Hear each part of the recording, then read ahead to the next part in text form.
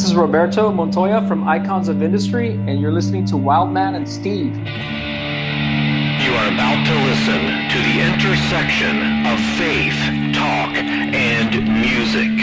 The Wildman and Steve Show starts right now.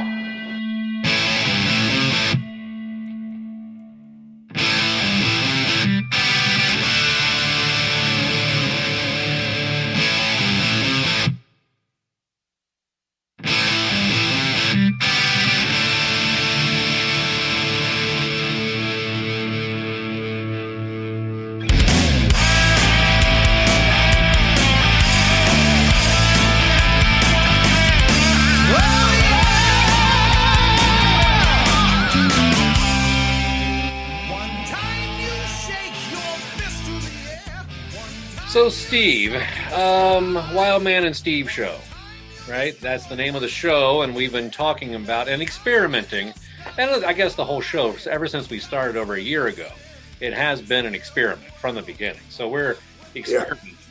Yeah, I don't know that we've really done the same thing twice, so it's definitely an experiment. Yeah, that's true. Yeah. I mean, there probably are some things we've done twice, but we don't want to get into those things and talk about it. But the experiment is, what is the best way to open a show? What is the best way to introduce the show before we get to the point where you, as Mr. Segway, introduce the guest? So what is the best way to do it? This is the Wildman and Steve Show. Now, could you just say that for me real quick, Steve? Just say, this is the Wildman and Steve Show. This is the Wildman and Steve Show. Okay, now I'm curious, as a Latin teacher, what syllable do you think is important to emphasize when you make that statement? Wow. This is the Wildman and Steve Show. I really believe that Steve is the part of that needs to be emphasized. Really? The most. I do. I was kind of thinking the opposite. I bet you were. Yeah, I was thinking something more like the Wildman and Steve Show. Anyway, that experiment will continue, and you'll help me out with the Latin side of things so we understand. But now, ladies and gentlemen, as you know, this is the time of the show where I turn it over to Mr. Segway, the part of the show where Mr. Segway has a tremendous, amazing, beautiful way to segue into the introduction of the guest that we have on the show right now. So go ahead and take it away. I feel that I've disappointed you more often than not, Wildman, and I really have got some disappointing news for you. I really don't have time for this show right now. We're recording this on a Friday afternoon. It's the end of a long work week, and I just need to spend some time with my bride. We may have been married for close to 30 years, really, this year, but she's still my bride. And all I really want to do right now is spend some time with my bride. So you may have to float this one on your own. Well, it's amazing that you bring that up because, ladies and gentlemen, today on the show, we have who I would call a legend, not just in his own right as a musician and an artist and the front runner of a band, but also he's the one that kind of put Wildman and Steve on the map, if you remember back then. And he may not even realize this, but the downloads that we got from his show last year skyrocketed and got people to start listening to our show. So, ladies and gentlemen, we want to thank him and we want to welcome him back to the show once again. Mr. Dale Thompson, frontman of the band Bride, who just had a new album come out here a couple months ago. We're going to be talking about that as well. Dale, how are you doing today, sir? Welcome to the program once again. Well, Wildman and Steve, I'm so happy to be here. See, that's what you're supposed to be doing. Yeah. It's like, Wildman, Steve, yeah! Like that. Yeah. Dude. Now, that's great. I think we're going to have you as a regular on the show, if you don't mind. Yeah. I could be the comic feature since I'm a legend in my own mind.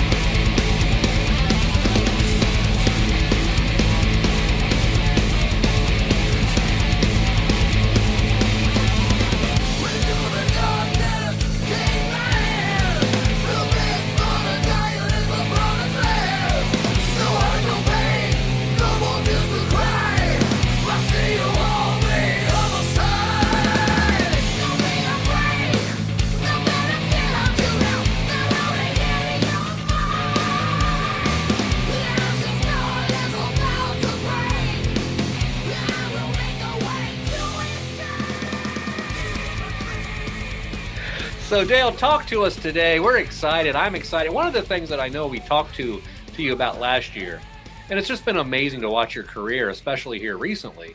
And ladies and gentlemen, I don't know if he's going to mention this or not, but right before we started recording, he was in the middle of telling us how he was writing a song this morning. So and there it is right there. He's showing us, for those of you who aren't watching by video, he's showing the lyrics he's writing down. We got the sense from you last time, Dale, that as a musician, as an artist, you pretty much don't take a break. You just keep on going. And we see you involved in several projects and you keep writing and it's like it doesn't stop.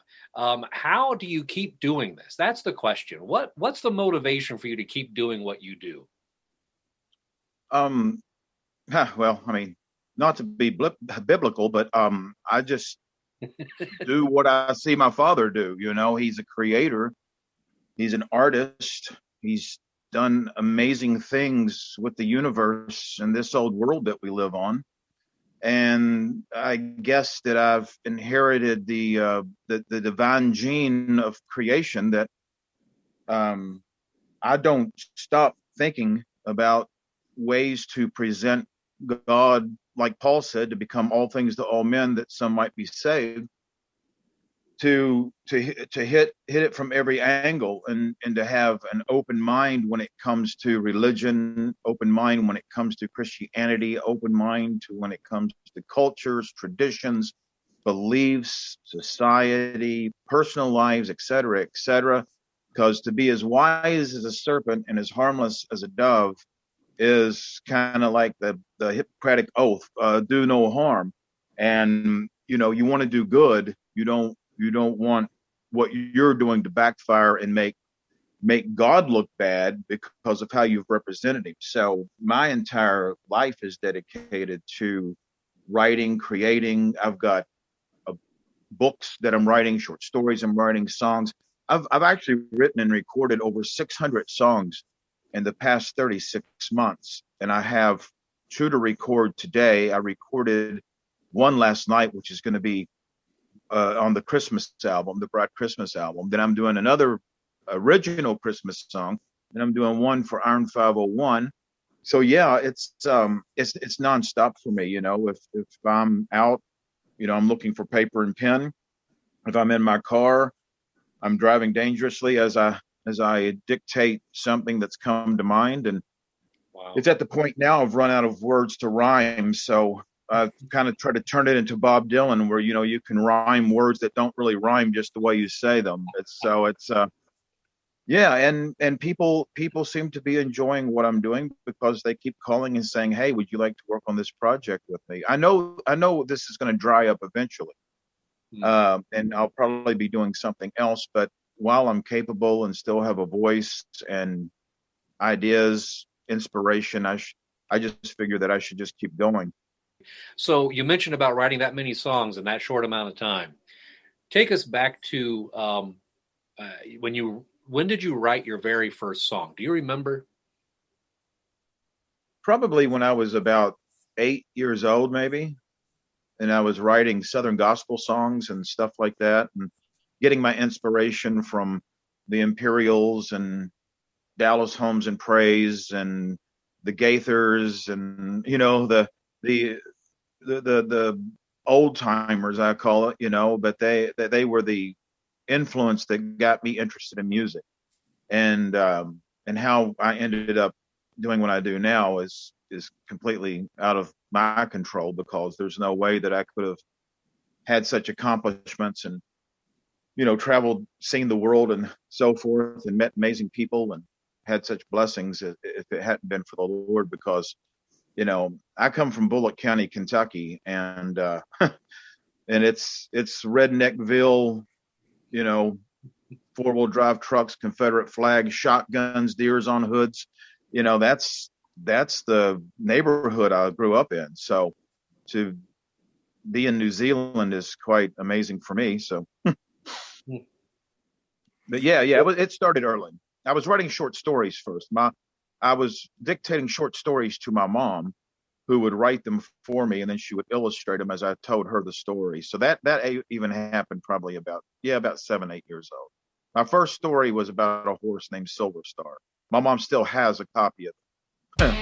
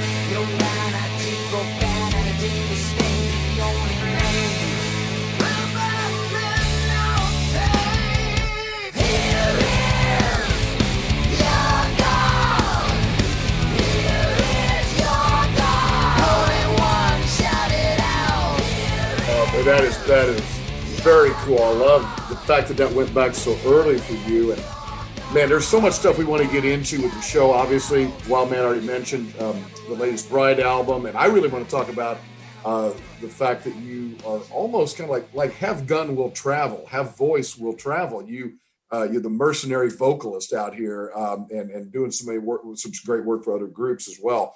But I want to come back to something you were talking about that I just love it. I've talked about this, thought about this before. Other folks have said it, and I love reading about it. The fact that our God is such a creative person, right? You think about it. I mean, just pick up a book of NASA photographs, right? Go on website, look at the pictures of the Hubble, look at the subatomic particles, look at a forest, look at a river, and you're saying, wow, this God in whose image we are made is spectacularly creative. Say a little bit more about that. I think people really need to remember that when we engage in the arts, and whether that's graphic art, poetry, literature, that sort of thing, the musical arts, that really is part of who we are as people created in the image of God. So say a little bit more about how you see yourself in that, really as the son of the Most High artist. Well, first I'll address the hired gun part, that mercenary will travel. I remember John Malkovich, Nicolas Cage, and even Christopher Walken saying they need the money. So they'll do any movie. It doesn't matter what it is. Send it to me. I'll sing it. And another thing too, looking out the stars. You ever notice that when they're on like the space shuttle and there's a moonwalk, there are no stars? Anyway, you could just go on there and look. It's quite amazing. So anyway, another conspiracy theory. But no, I think that we that have been enlightened, we want to please our Father. We have a desire not to let him down. It's like, I remember playing baseball when I was a kid, because I played baseball until I was like 16. I was, a good baseball player. And I never wanted to disappoint my parents when I was up to bat, because I knew my dad had played baseball and then went into softball. So my goal was always hit that ball, catch that ball, and then look to the stands to see how proud my dad was, sitting there smiling, or my mom, or whatever, So I think it's the same thing, that there should be expectations that we place on ourselves because of who we serve. And I think that God does look at us, and I'm not going to say looks down on us, because I don't believe God's up here and we're down here. God in us. God is looking from us and making us proud of being a child of God. There should not be any excuse why anybody should ever hide their identity in Christ, because it's the greatest thing ever. Everybody that doesn't know who they are in Christ Jesus, they're lacking. They're missing out on great joy. It's joy unspeakable and full of glory. It's something that is it's undescribable by the words that we have been given in our dictionary. To know that if I were to depart this world right now, that I would be in the presence of God like I've never known, like I wish I was now. That sometimes you get a hint of it. It's just looking through the glass or through the lattice work, it's the glass darkly, but there is a God there that is so encompassing, and he has to hide himself from us in the darkness. God dwells in darkness. The Bible tells us that. That means he's keeps that full glory from consuming us, because we couldn't handle it right now in this mortal form. But when we pass through that veil and we are like him, I mean, I can't even imagine. Carmen just passed away, and I did not know Carmen, but I sang on a couple of the songs, and we'd actually played some shows where he was at. But I was just imagining what it was like for Carmen to know that he knows that he knows. Yeah, I'm sad I'm leaving, but man, this is what I've been talking about the whole time. That's where I'm going. Yeah. I mean, that's just awesome. Yeah. I can't wait. I'm going to wait. I'm not going to rush things, but I can't. Yeah. That's great. Your passion for the gospel and your passion for that truth is something very inspiring to hear. And every time I've heard you speak, in every interview, I hear you talk about that, and that passion is very inspiring. And we take that to the question of heavy metal. You're a heavy metal singer. How does the heavy metal style coincide with what you just expressed as far as you're concerned? Well, I look at real heavy metal, not junk heavy metal, but I look at heavy metal as a more operatic, more of theater, more of, people pay good money used to go see Pavarotti sing and these guys, it's, for me, it's the same type of thing. I watched a movie last night that about a guy who was the only guy on the planet who knew who the Beatles was. So he he went out and he performed all the Beatles songs and got famous. And I thought, that's fantastic music. That's amazing music. It's thoughtful. The lyrics meant something. The melodies were great. The songs were great. They were here for a period of time and did this work. But then I look over at heavy metal, and then I see the giants of heavy metal and how it's in a way, in a smaller room, it's much more massive. Like, I can play a Beatles song in this little bitty bedroom here, but I do not want a heavy metal band in my bedroom playing. It's that enormous, and I love the enormity of it, because I can go to the ceiling with the vocals, and I can do whatever I want. Heavy metal is so free. But I like the operatic part of it. So, when I'm singing, I'm holding out this note for 30 seconds, and then I'm able to go back and put the harmonies on the notes and stuff. And then I listen back and go, my gosh, I can't believe I did that. How in the world was that even possible? Look, listen, and to me, it paints this picture when you're using it in the Christian sense of painting a God that is so enormous that he can't be contained. And yeah, I mean, the Beatles were huge. Yeah, sold millions of records. But like I said, you could play them in my bedroom, but you can't play heavy metal in here. Not the way it's supposed to be played. And that's the thing. You can't put God in this little can. And that's why I love heavy metal so much. And of course, I do all sorts of styles, but there's no doubt that, I look for that place where I can do some monstrous scream. Just so that I remember there was a guy named Scott Heron from Alabama, I think it was. And he asked me to come down to speak for his youth group and stuff. And I don't remember all the details, but I remember being in the back seat, and he popped one of my CDs in, and him and his friend were driving, and I'm sitting in the back seat. And I don't know why people thought I wanted to hear myself, but anyway, they're cranked it up, and when a scream came, they looked at each other and smiled. And I thought, that's why I scream. That's why I hit those notes, because it makes people's face light up. So it's sometimes it does me, especially if I hit the right note. It's like, whoa, man, I got there. I hope it was a take because I don't have another one in me, that type of thing. But yeah, I mean, it's yeah, I just can't even begin to express just the power that is there in heavy metal music when you're representing and presenting the gospel. But it really touches people are either heavy metal or they're not. You're not halfway heavy metal. It's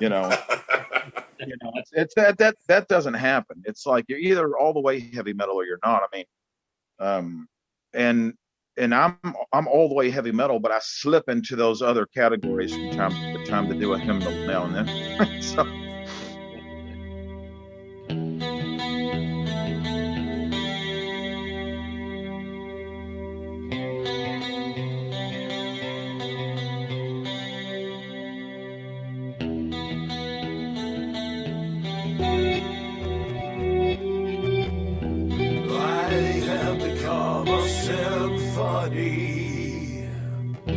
I am a lost personality. I am caught in a mystery. Who am I supposed to be? I'm someone's secret no one tells. I seek that which I cannot find.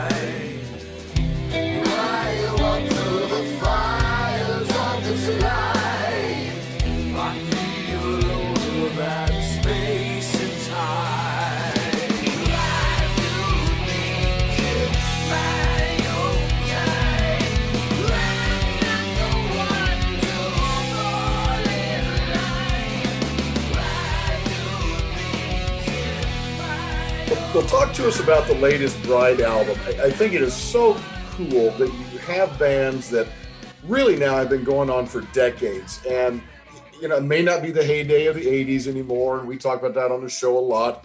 But we still have artists that are making the great kind of music, the hard rock, the heavy metal, and all of the metal subgenres as well. And there's still a lot of fans out there that are just eating it up. So here's Bride. New album. Here we are, 21st Century. Talk to us a little bit about the new piece. The new album, Here Is Your God, is really is a follow-up to Snake Eyes, because we knew what we wanted to do with Snake Eyes, which came out in 2018. We wanted to kind of reintroduce people to the sound of Bride that they were calling for. You still have the old school dudes who want us to do another Live to Die album. I'll tell you now, that's not going to happen with Bride. My brother will not write it. He's not a big fan of that style, so he's not going to write it. He is a groove player. He's already proved he can write thrash if that's what they want, so he doesn't prove that again. So what we did with Here Is Your God is that we did a continuation of that. Now, it's got hints of Silence is Madness on it, with the guitar solos and the harmonies that Troy plays. I did some sassy vocals. I did some bigger vocals for the metal sound and such. And that is propelling us to the next Bride album. But there's going to be a little bit of a lull between this album and the next Bride album, because we're doing this Christmas album. We're doing a hard rock Christmas album. No Little Drummer Boy will not be on here. No Elvis Christmas songs. No Bing Crosby Christmas songs. None of that. We're taking Christmas songs, that actually are very nice Christmas songs, and we're modifying them like you would a V8 engine. We're putting the second carburetor on. We're boring out the, for the pistons, and and we're doing all that. And the word that keeps coming to Troy and I as we record is epic, epic, epic. We want to make this epic. I did a Christmas song with Dapster Gentleman, All Roads Lead Home. I thought that was a nice piece for Christmas. Did one with No Other God, which people call Nog. We did one. Well, we did one, Troy and I. We did. Anyway, you just have to hear it. But anyway, so after we did all that, or I did all that, then I mentioned to Troy, I said, I think, people really like what Stryper's done with their Christmas tunes. And I think Deliverance did one. I'm sure other bands have, but forgive me, I'm not calculating backwards right now.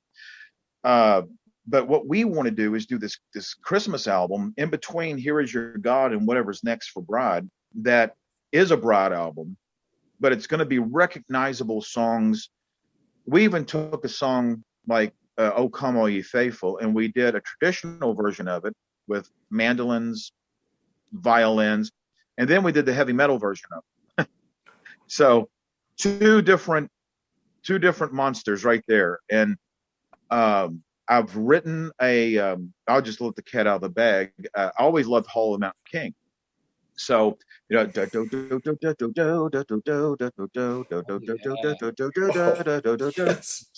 that is now a Christmas song that I've written lyrics to from front to finish.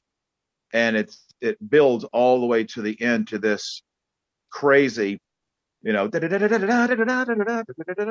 these twinning guitars and harmonies and thirds and fifths and sevenths or whatever they play. And so anyway, we did that. And I'm actually, when we get finished here today, after I do the 501 song, I'm going to work on the original Christmas song for Bride that I'm working on. As far as future Bride songs on a Bride album, I haven't written anything yet, because I kind of wanted to see where things settled with the world in general, and I get another look at it, maybe write from a different perspective.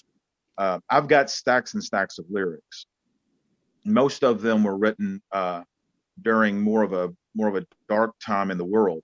So I don't know if that's what I want to continue writing. Like when I write for Perpetual Paranoia, it's some dark stuff. We just released a new album called Hellfest, and some of the best lyrics I've written, but they're very dark because of the period of time that I wrote them in.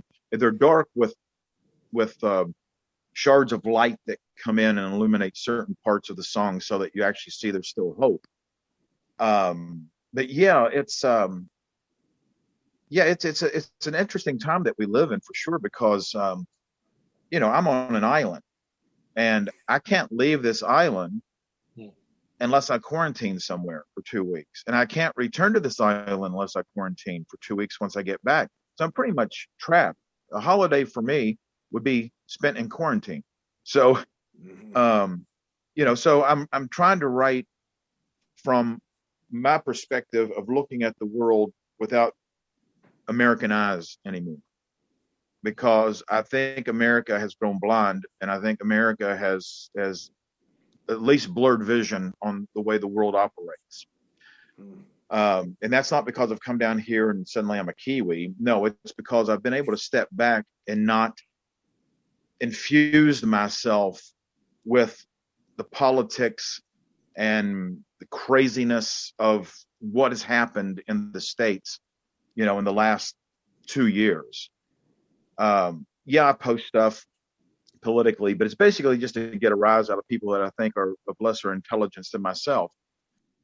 And that backfires sometimes. So I find out maybe they know more than me. So that's when I hit that little thing. It says unfollow for 30 days or whatever it is on your Facebook. So that way, or don't let me know when they, I forget what it's called, but you can push a little button and I no longer want to follow this post because they're eating you up. So, but at least I get my message out there.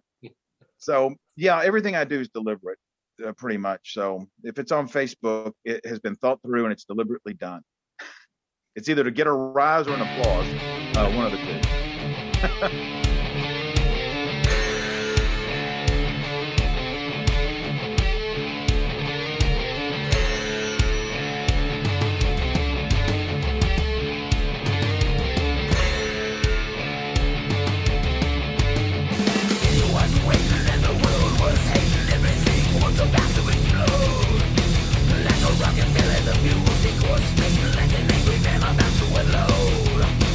Can't you feel the ground is breaking?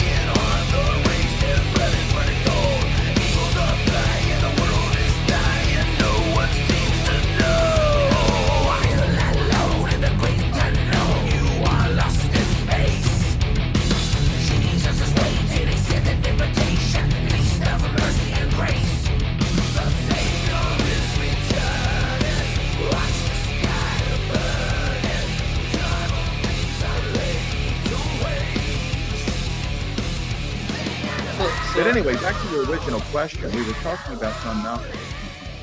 No, that was a long time ago. Go ahead. No, you're fine.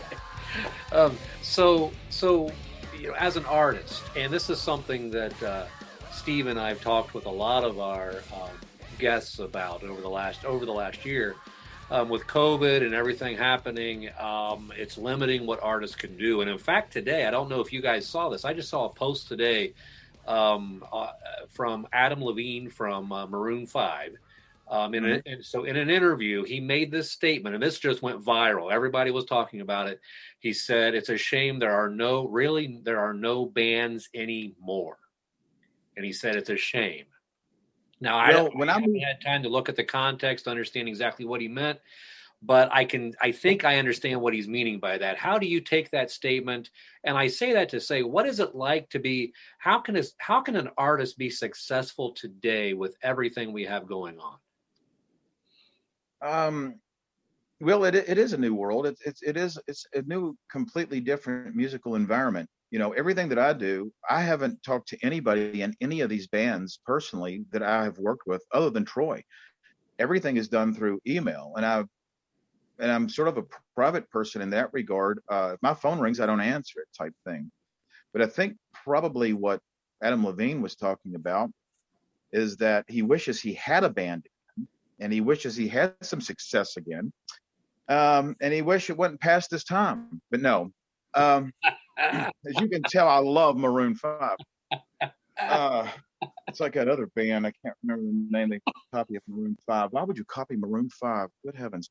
But anyway, I think it's because there's no touring, If you don't tour, it's hard to say that you have a band. But when I came to New Zealand here 7 years ago or 8 or whatever it is, I retired from music then. I did not plan to tour again, which I never will. There's not enough money out there to make me tour. Brazil hits me every month. Come tour when all this is done. All right, I want $100 million in a private jet, 5-star hotels. Can you do that? No? Okay, I'm not going anywhere, period. So that shuts that down. I'm not interested in touring anymore because I'm grumpy and people don't want to hang out with me once they know me because I'm grumpy. And that's just the way I am. It's probably because I have 3 small terrier dogs that bark consistently, and right now I can't believe they're quiet. But anyway, I think what Adam was talking about was just there's no bands. It's like if you're not touring, you're basically become a studio musician, and that's all I am. I'm a studio singer now. Well, a studio bedroom singer because my studio's in the corner of my bedroom. I don't even have eggshells up, those things, cartons to absorb the sound. My neighbors have to endure what I do because I do it within hours of decibel readings, so they can't even call the police. At first, I'm sure they thought someone was being killed here, but after a while, it was the same person screaming and screaming. So it just must be torture, and they're not dying, so nobody's called the police. But I do feel that I am better off. There's no pressure on me to tour, and there hasn't been because I've been in New Zealand. And what would happen if I toured? Okay, Bride is going to tour. Well, the 300 people in the United States that follow Bride, who live in 50 different states, I have 6 people at each of my shows, or maybe 8 in one because I doubt Alaska I might have 2. And so I travel the United States. I hit all 50 states. I do it for 300 people. I starve. The hotels aren't there anymore. I'm eating pizza every night, so I'm getting fatter and fatter and fatter because that's all they can afford to feed me. And it's leftover pizza from when Guardian come through the week before, and they were starving.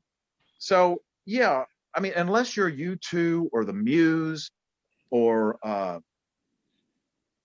some of these big bands like this, you're just wasting your time touring unless you want to play some honky tonk bar in Nashville, to some slobbering drunks that you're not going to be able to witness to anyway because they're too inebriated. They're so inebriated the Holy Spirit can't even wake them up to speak to them. They have to wait till they sober up to speak to them, So no, I just I I did my touring. It's kind of like I did my time. Yeah, it's like, were you in the military? Yeah, I was in the military. I did my time. Yeah, I stole a car. I did my time. I play in a band. I did my time. So now what I wanted to do is just be able to control my environment by being able to record in the luxury of my own comfort. I have not sang one song in 7 years standing up. Really? All of my vocals are sitting down with my arthritic, crippled hand on a mouse, staring at the screen, making sure that I'm coming in at the right time. Record. Oh, recorded on the wrong track. Oh no. Undo, save. That is my rock and roll. Yeah. So with that, it leads me to another question I've been thinking about when I listened to you sing. I was telling this to Steve before we started the episode. What I love about the new Bride album, first of all, it's straight rock, metal. There's a little bit of the growling side, but there's still that Bride melodic sound that I love about what you do. How do you keep your voice in shape? How have you done that for so long? Because I can listen to Snakes in the Playground and listen to this, and I'm not hearing much of a difference when it comes to tonality. Is there anything specific you're doing, or you just keep going and it just naturally happens? Well, I have a convertible, so I ride around a lot with the top down, even when it's raining. Drink water, never warm up, never practice, only sing to record, and start off as strong as you possibly can. That loosens it up. And sometimes that always works. I know that some people, music vocalist teachers and stuff, would be like, oh no, you're to take this pillow and put over your mouth and it's like, I remember playing a show in Louisville, Kentucky at a club called the Toy Tiger, and there was a band there called Manic. This was back in the 80s, and I'm back joking around like I do, being Dale, being way goofier then than I am now, believe it or not. And this little blonde-headed guy looked like David Lee Roth, who wasn't David Lee Roth, but he was just as talented, probably more so now that I see David Lee Roth looks like Dr. Smith from Lost in Space. But this little guy was screaming into a towel. And I'm like, what are you doing? He goes, I'm warming up. It's a vocal exercise. He goes, you don't warm up? I'm like, to scream into a towel? I'm going to scream into a mic in about 30 seconds. No way. And I'm sure that he's probably on a forklift somewhere working at Kroger or something right now. And here I am wearing a fancy hat doing an interview. So that's the difference. On the Wild Man and Steve show. Yeah. Wild Man and Steve show. Rock.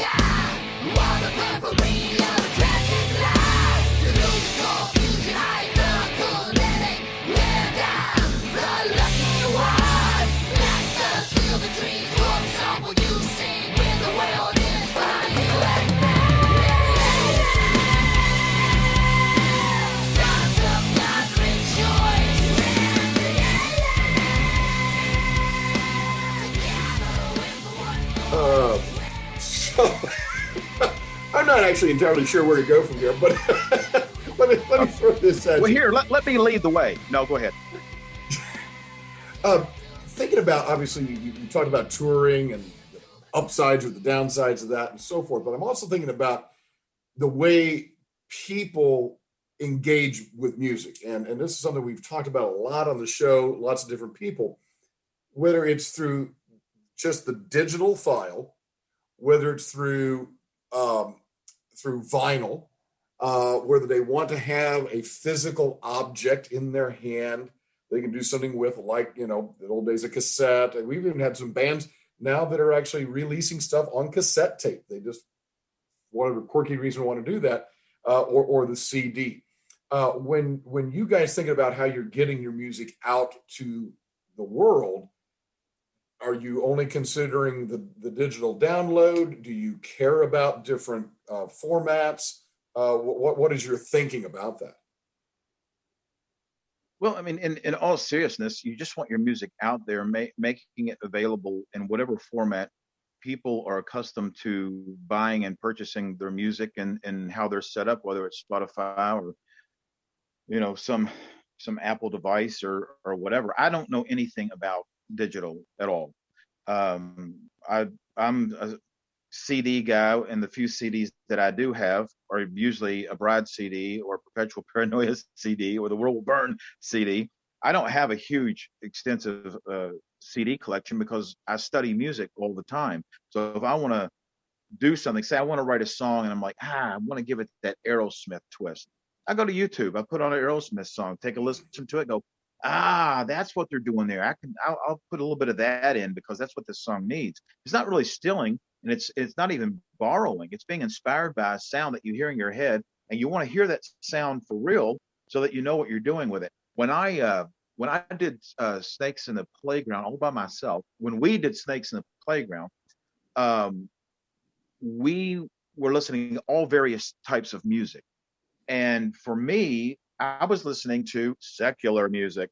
So I was listening to Mother Love Bone, Led Zeppelin, Aerosmith, but not listening to Guns N' Roses.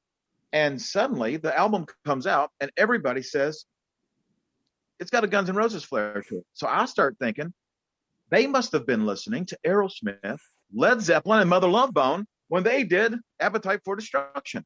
And that's how they got their inspiration.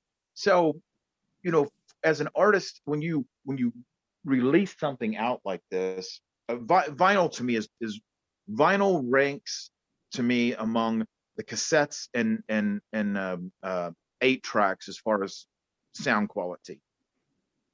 I don't want to hear a needle on a piece of vinyl when I can hear a digital pure sound. And these people say, I can tell the difference. No, you cannot. You cannot tell the difference. You do not have an expert ear. I have an expert ear. Well, at least one works. And I can't tell the difference if you played me vinyl or you played me a CD. But the CD is so much easier. It's nice. You know, if you want to get a piece of vinyl and stick it on your wall and frame it of your favorite band, that's cool. But don't put that thing on a turntable. It's no good. It crackles and you're going to scratch it and it's no good anymore. But anyway, with that said, the only vinyl I have is what the record company sends me of my own stuff, and I haven't even opened it, so I don't know. I'll show you this. This is funny. Give me 1 second. This is funny. I'm the artist, right? Right. So, all right. So I'm to get certain amount of CDs and stuff when they're released. Okay. Okay. So I would expect I would get at least one complete package on my CDs. When Perpetual came today, or not today, but the other day, this is how I got it. There's no jewel case. I got a CD stacked 10 CDs. I only get 10 CDs. All right, there's my CD. This came with it as well. The Perpetual in this nice little booklet and the cover. Now, what I have to do now, because obviously people think I have 50 jewel cases sitting around empty, waiting to fill with this. But I don't. I don't have 50 jewel cases. Now I've got 10 of these. I've got 10 of somebody else and 10 of somebody else. And I can't even sell them because they're not in jewel cases. So to sell them, I got to go buy jewel cases. So, I mean, they're good coasters. Is that all they are, really? My own voice, further from tomorrow's pleasures. I am not sad because I believe you. I am tortured and I cannot disbelieve you. I do not know how I feel. I'm not sure what you mean.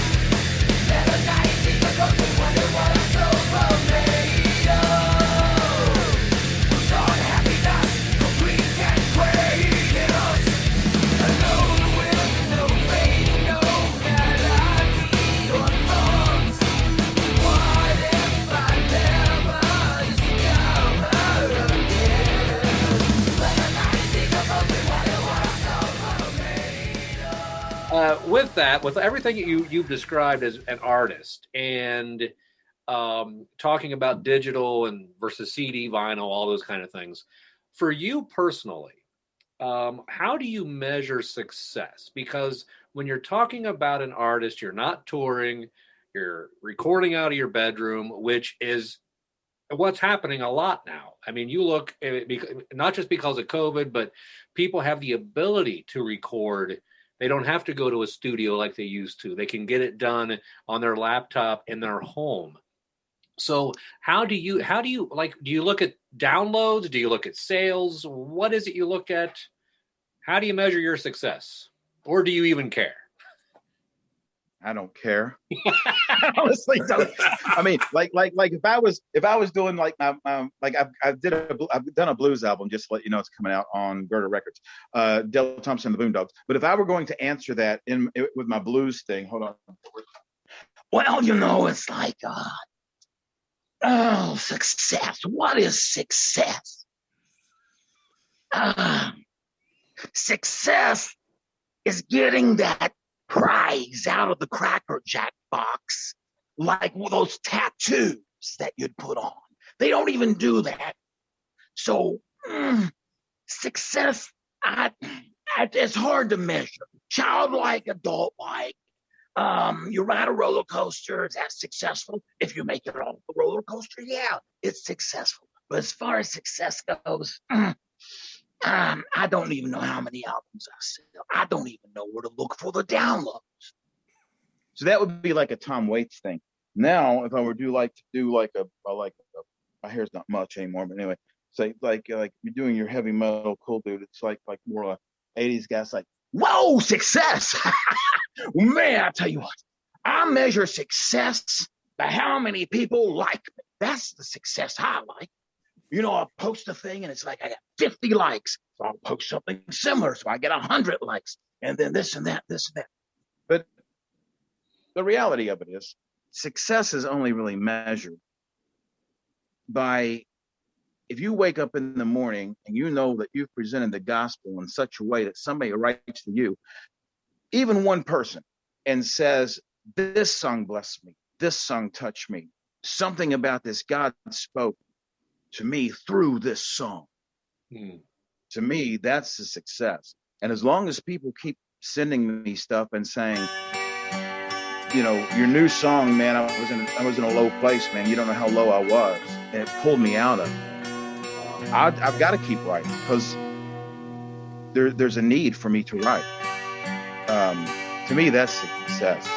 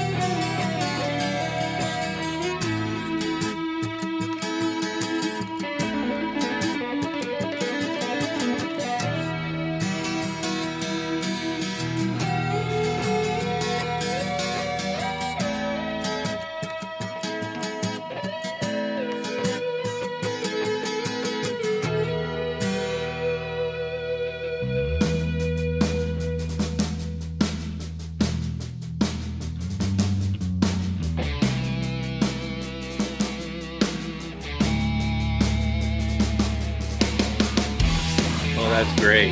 And I kind of expected you to go somewhere down that road when I asked the question, but I always want to put it out there because there's just pressure on artists nowadays, and especially now to get the downloads and to get it out there. But you are doing exactly the way it's supposed to be done. I mean, you're following exactly the right way. That's the motivation that you have from start to finish. And Steve and I both appreciate everything you do and everything you stand for. And I think I'm speaking for Steve as well, is that we would really appreciate it if every artist would have your passion and your understanding of what you just explained.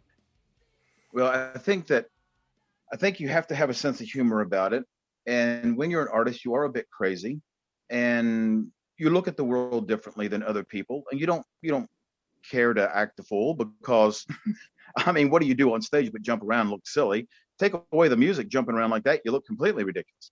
So, yeah, I think people need to just try to enjoy the life they have, the health they have, the roof over their head. Stop looking for another wife. Stop looking for another husband.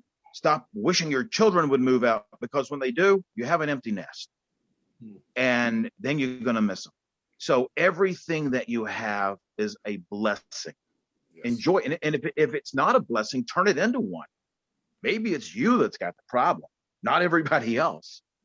So, let's just love God, love life, enjoy what we do. And man, I mean, just the fact that we're here on this planet and God has given us this opportunity to serve him and to be with him in that whatever heaven. I argued with a guy today about heaven. I said, heaven's not really a place. Heaven is with God. Of course, he wants streets of gold and literal streets of gold and pearls and stuff. And I was just like, man, just enjoy God in your life now. Don't wait for heaven. Create it here, because the kingdom of God is in you. It made it plain and simple.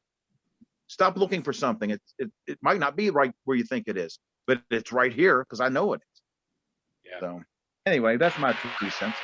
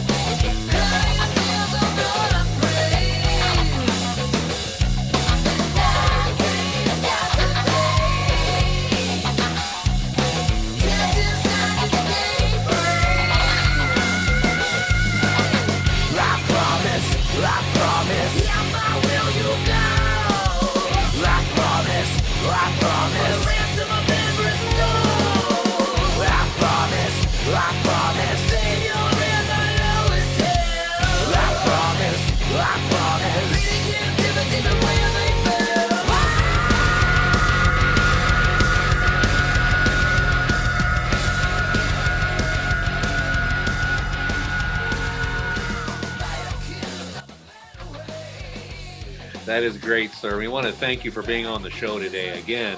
Hey, thanks for inviting me. My gosh, I thought I blew it last time. This is definitely not the last time. This is the last time you'll ask. No, we can't control the guy. There's no controlling him. Who knows what he's going to talk about? Well, since last time, we have an editor, so we'll be okay. No. Just snip. Yeah. So finally, you mentioned several things here today that you've been working on. Perpetual Paranoia. You have the Bride Christmas album you're working on. What can you tell your fans who are listening now about when they should be expecting some of these things to be coming out? Well, the Perpetual Paranoia has been released. The Thomas Thompson Earth Project, when Garrett Thomas, who I write with, he's got to have surgery. After he has his surgery, I think that he will end up mastering the next album, which is called Systematic Brain Drain, which is the Thomas Thompson Earth Project's finest album. It's really a good album. 7 Angels and One Sad Devil was a really good album, but I think we've topped it with this third one. I'm hoping to retire a lot of what I do because I want to get more into my short story writing. Iron 501 has released Sergeant Reckless. Iron 501 is unique because it's a project that's about soldiers, about police, about fire, ambulance workers, rescue people, real heroes. Every song is about a real person. And so that album is available through Rock Records. Dapster Gentleman will have a new album coming out this year, as well as Haunted No More. Haunted No More is an acquired taste. It's basically my personal diary being almost spoken word at times, kind of Leonard Cohen, Tom Waits, piano in the background. That's about all it is, but it's deep, it's dark, it's heavy. Was really inspired by the death of my guitarist Steve Osborne when I was writing for this. Had him in mind on some of the songs. So yeah, there's a whole lot. There's Sovereign Crosses coming out. You can hear the single The Riven on YouTube. One of the best songs that I've ever sang. I love that song. It's beautiful. Yes. We Are Resolute. We'll have a new album coming out. It's just all being poured out at once, but I've recorded enough music now that 7 years from now, if I stopped today, there will still be something with my name on it being released 7 years from today. I've already recorded 6 Perpetual Paranoia albums, and this is just the third one that's come out. Wow. So there's 3 to follow that's already finished. So everybody's wondering, after hearing all that, what do you do in your spare time? Push-ups, box. Play with the dogs. I love cooking. Try to cook dinner every night. Cooked a big breakfast earlier. I actually had some tomatoes that was about to go off, so I fried up 4 tomatoes, and I ended up having to eat 3 because my wife only wanted 1. So I've really filled up on the tomatoes this morning with my slabs of bacon and my scrambled eggs. That's my weekend. My weekend is always eggs. It's always 3 eggs a piece on the weekend. So sounds good. The rest of the time it's just rice and water, It's tough here. Yeah. Well, sounds great, sir. We want to thank you again for brightening our day. I know you brightened mine. I think you brightened Steve as well. You're just an incredible inspiration, but a lot of fun. And we're all about fun on this show, so we really appreciate that. And ladies and gentlemen, we look forward to everything that Dale's going to be bringing us here in this next year, as you heard, which is several things. Is there one location that they go to find everything you're doing, or is it all just spread out separately? If they will follow my Facebook page, okay. I think it's some bizarre thing called Claude Gorb or something. If it's something it's a secondary one since I got kicked off Facebook about 3 times. This is the last one I was doing. But I also have a YouTube channel, the official Dale Thompson YouTube channel. And I posted a lot of stuff there. And from there, you can find other things like I've got me recording songs just like we're talking now, except I got my mic and I'm, singing into it and talking about the song as I record it, which gives me a good idea. I should do that one that I'm about to do. I could go live right after this and do that. Might be fun. I'll change shirts though. This is my interview shirt. I got to put a singing shirt on. And I had to take the hat off because man, I haven't broke that thing in yet. And that it's so hard on my head. But yeah, the Dale Thompson YouTube official Dale Thompson channel. Don't go to the other Dale Thompson channel because that's not me. So I don't know. It's like a footballer or something. I don't know. Yeah. Okay. Well, yeah, that won't be me. Yeah. So go to the official Dale Thompson YouTube channel and you'll find everything that he's doing. Dale, thank you again for being on the show. And I guarantee you, like I did last time, I'll guarantee you we will have you on again. You bet. All right. Well, I'll try to think of some other antics. Thanks. That was all I had. I'm out of them, so I'm glad we're ending. All right, man. Thanks a bunch. Love you guys. Take care. Bye. Take care, man.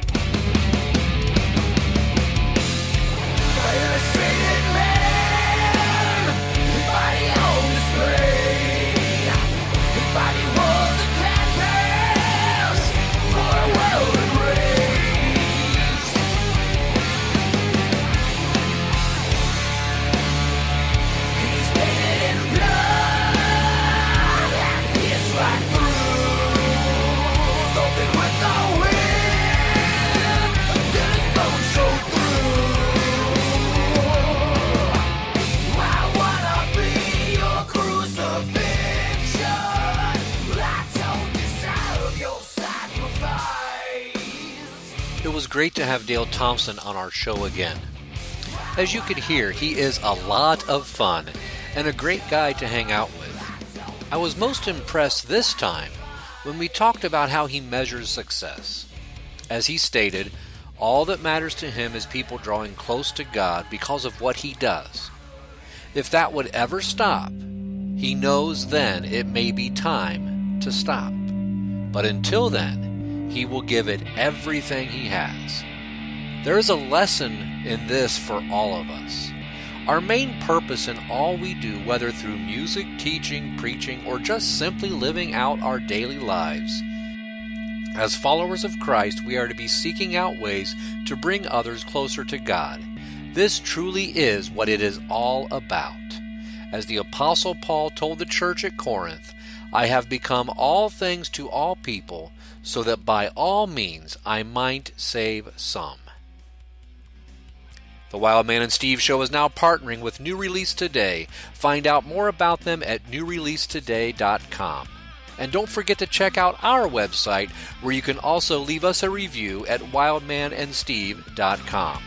Thank you for listening, everybody, and we will see you next time.